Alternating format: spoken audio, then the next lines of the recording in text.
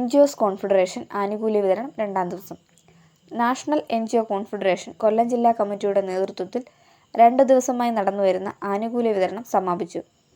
50% സബ്സിഡിയിൽ 500 school കുട്ടികൾക്ക് school kit വിതരണം, 360 പേർക്ക് തയ്യൽ മെഷീൻ വിതരണം, 125 പേർക്ക് HP ലാപ്ടോപ്പ് എന്നിവയുടെ വിതരണമാണ് പൂർത്തിയായത്.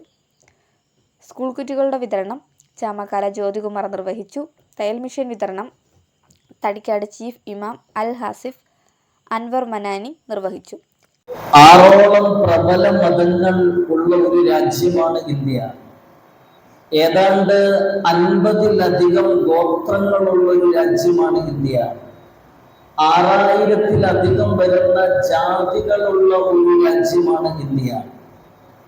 6 നാഷണൽ പാർട്ടികളും 57 സംസ്ഥാന പാർട്ടികളും 2700-ലധികം അൺറെക്കഗ്നൈസ്ഡ് ആയിട്ടുള്ള പാർട്ടികളുമുള്ള ഇന്ത്യ എന്ന് പറയുന്ന ഈ മഹത്തായ ബൃഹത്തായ രാജ്യത്ത് എല്ലാ മതങ്ങളും എല്ലാ രാഷ്ട്രീയ സംഘടനകളും മുന്നോട്ട് വെക്കുന്ന പ്രത്യയശാസ്ത്രത്തിന്റെ പേരാണ് സഹജീവി സ്നേഹം.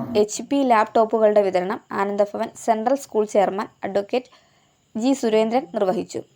സായി ട്രസ്റ്റ് ബോർഡ് അംഗം പ്രൊഫസർ അബ്ദുൾ സാഹിർ അധ്യക്ഷത വഹിച്ചു.